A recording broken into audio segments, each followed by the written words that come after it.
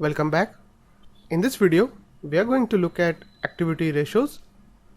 Activity ratios are also known as asset utilization ratios or operating efficiency ratios. These ratios measure how well a company manages various activities, particularly how efficiently it manages various assets. These ratios are analyzed as indicators of ongoing operational performance, that is, how effectively assets are utilized by a company. As we said in the last lecture, efficiency of assets may have a direct impact on liquidity also, so some activity ratios are also useful in assessing liquidity. In this table here, I have shown some commonly used activity ratios.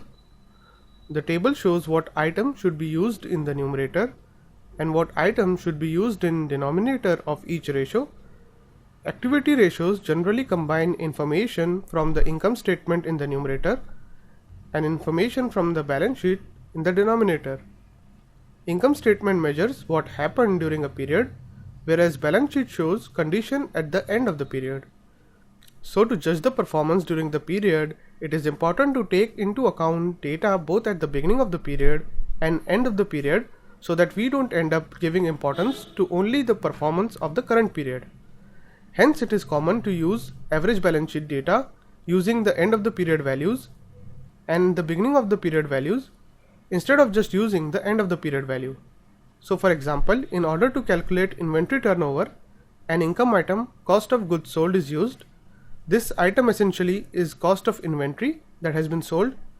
In the denominator though, average inventory is used, which takes beginning of the year inventory value and end of the year inventory value and divides it by 2 to calculate the average. This ratio inventory turnover actually calculates how many times per year the average inventory is being sold. For example, if this year for a company the cost of goods sold is 120,000 while the average inventory is 10,000, the ratio is 120,000 divided by 10,000, which is just telling you that in a year the company is actually selling its average inventory 12 times, which also means it is able to clear its inventory once every month. This is represented in another way by calculating the days of inventory on hand. In short, this is known as DOH. This number is calculated by dividing the number of days in a year by the inventory turnover. So in this example, the DOH comes to 365 divided by 12 or 30.42, meaning that the company kept around 30 days of inventory on hand. Now let's discuss all the ratios one by one and their interpretation. We'll start again with the inventory turnover and DOH. Inventory turnover lies at the heart of operations for many entities. It indicates resources tied up in inventory and is a good indicator of inventory management effectiveness. A high inventory turnover implies that the inventory is held for shorter time. This means lower DOH. For any company, this number should be compared with its peers in the same industry to take a call on its effectiveness. A high ratio value relative to the industry might indicate a highly effective inventory management. Alternatively, it could also indicate that the company is not carrying adequate inventory, so inventory shortage might be potentially hurting its revenues. To assess which explanation is more likely, the analyst should compare the company's revenue growth with that of the industry.